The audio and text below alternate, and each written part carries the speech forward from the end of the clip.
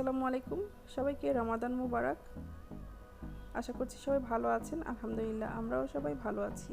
নতুন একটা recipe share করছি। আশা করি আমার আজকের এই রেসিপিটা আপনাদের ভালো লাগবে। আজকে আমি গরুর ভুঁড়ি বা বট রেসিপিটা শেয়ার করব। প্রথমে আমি গরুর বটটা ভালোভাবে পরিষ্কার করে নিয়েছি। এরপরে হলুদের গুঁড়ো দিয়েছি 1.5 চামচের মতো, মরিচের গুঁড়ো 2 চামচের মতো, জিরা গুঁড়ো, ভাজা জিরা গুঁড়ো দিয়েছি 1 চামচের মতো, আদা বাটা 3 চামচের মতো, রসুন বাটা দিয়েছি 2 চামচ, আর গরম মশলা তেজপাতার একটা গুঁড়ো করেছি সেটা দিয়েছি 1 চামচ। সব কিছু আমি মিক্সড করে নিচ্ছি।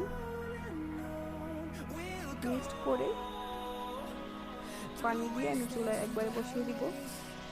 তো আমি এখানে একটু বড় পাতিল নিয়েছি আর পানিটা একটু বেশি করে দিচ্ছি যাতে করে সিদ্ধ হয়ে যায়। আর সিদ্ধ হতে একটু সময় লাগে, ভুঁড়ি বা গরু বট সিদ্ধ হতে কিছুটা সময় লাগে, তো ওই জন্য আমি বেশি করে পানি দিয়ে দিয়েছি।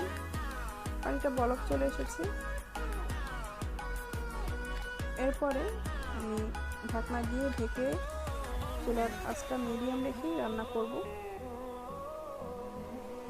তো আপনারা প্রেসার কুকারেও রান্না করতে পারেন। তো আমার হাতে যেহেতু সময় আছে এজন্য আমি পাতিলেই রান্না করছি, প্রেসার কুকারে রান্না করছি না। পানিটা শুকিয়ে গেছে। এরপরে আমি নেড়ে চেড়ে দিচ্ছি ভালোভাবে যাতে নিচে লেগে না যায়। এরপরে পেঁয়াজ কুচি দিয়ে দিয়েছি। পেঁয়াজটা বাদামি কালার করে ভেজে নেব।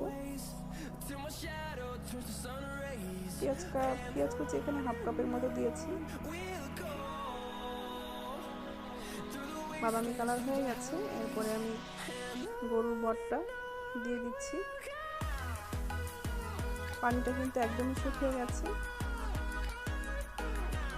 ভালোভাবে ভেজে নেব। আর এভাবে রান্না করলে কিন্তু খেতে খুব টেস্ট হয়। আমি সবসময় এভাবেই রান্নাটা করি। আর নামানোর আগে আবারও একটু ভাজা জিরা গুঁড়ো আর গরম মশলা গুঁড়ো দিয়ে দিব, কারণ গরুর বটে মশলাটা কিন্তু একটু বেশি দিতে হয়, তাহলে খেতেও অনেক টেস্ট হয়।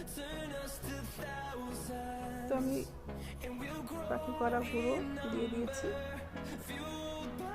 এরপর নেড়ে চেড়ে চুলা থেকে নামিয়ে নেব। তো হয়ে গেল ঝটপট গরুর বট বা ভুঁড়ি রান্না করা। আশা করি আমার আজকের এই ভিডিওটা আপনাদের ভালো লেগেছে। আর যদি ভালো লেগে থাকে অবশ্যই লাইক, কমেন্ট এবং শেয়ার করে আমার চ্যানেলের পাশে থাকবেন, আমাকে সাপোর্ট করবেন।